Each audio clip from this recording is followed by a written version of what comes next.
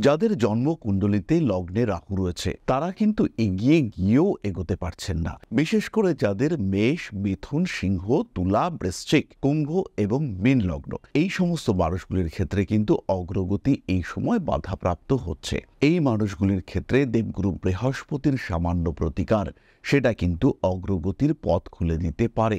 দেবগুরু বৃহস্পতির জন্য পাঠ করতে পারেন তারা স্তোত্র, ধারণ করতে পারেন সিট্রিন ব্রেসলেট। কিন্তু আপনার জন্মকুণ্ডলিতে যদি বৃহস্পতি কিছুটা বলবান থাকে সেই ক্ষেত্রে কিন্তু আপনি অতি সহজেই যথেষ্ট অর্থ সম্পদ অর্জন করতে পারবেন। জীবন কিন্তু পরিবর্তন হতে পারে যদি বৃহস্পতি কিছুটা বলবান থাকে। আবার যদি জন্মকুণ্ডলিতে শুক্র বলবান অর্থাৎ স্বক্ষেত্রে তুঙ্গ ইত্যাদি থাকে সেই ক্ষেত্রেও আপনি কিন্তু এই সময় প্রচুর অর্থ উপার্জন করতে পারছেন।